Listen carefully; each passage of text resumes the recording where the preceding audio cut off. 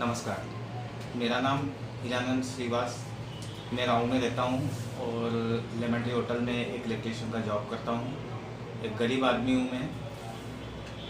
कल दोपहर की बात है, मेरे को एक फ़ोन आया था एक व्यक्ति का, जिसने अपने आप को एसबीआई का अधिकारी बताया था और बोले मैं हेड ऑफिस से बात कर रहा हूँ।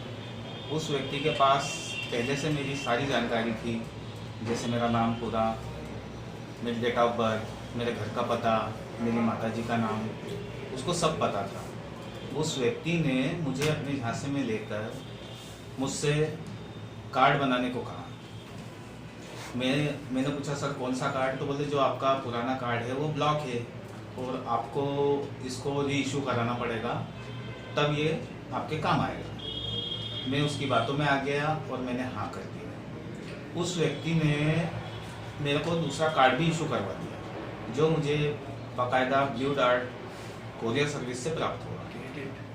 क्रेडिट कार्ड मुझे ब्लू डार्ट कोरियर सर्विस से प्राप्त हुआ। वो कार्ड मेरे को 6 अक्टूबर को प्राप्त हो गया था।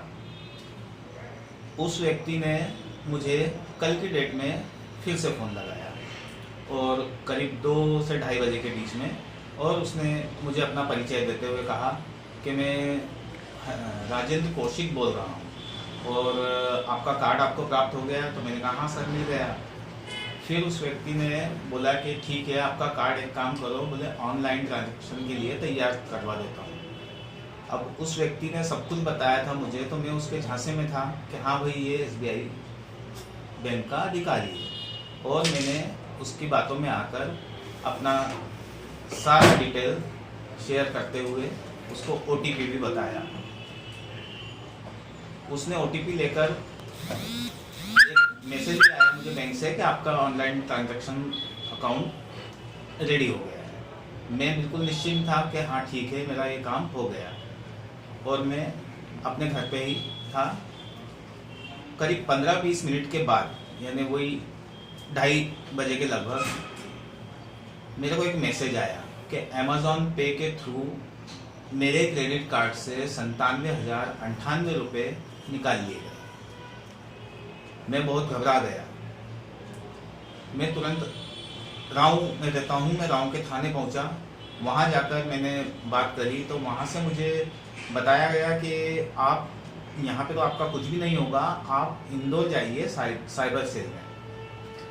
मैं तुरंत वहाँ से इंदौर आया साइबर सेल में करीब 5 बजे के लगभग, और यहाँ आकर मैंने अपनी सारी स्थिति बताई।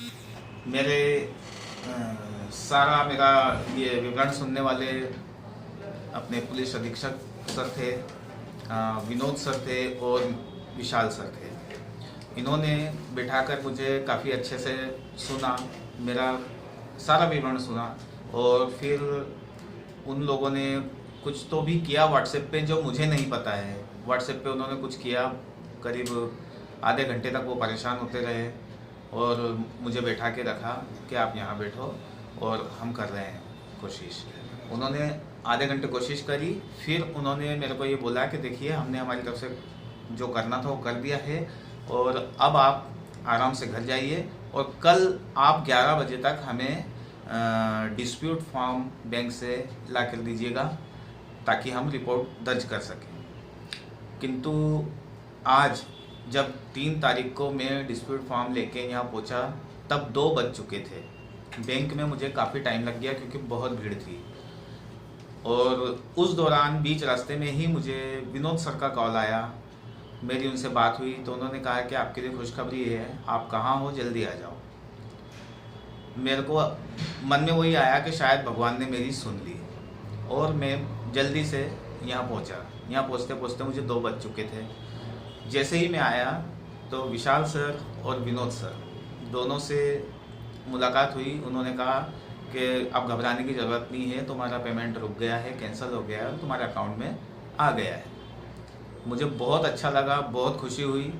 मैं कल से भूखा था, जिसके चलते आज मैं बहुत खुश हूँ और अपने घर जाके पेट भर के खाऊँगा। और इस चीज़ के लिए मैं पुलिस अधीक्षक महोदय, विशाल सर और विनोद सर का तहे दिल से आभारी हूँ कि मुझ गरीब की इन्होंने बहुत मदद की। धन्यवाद।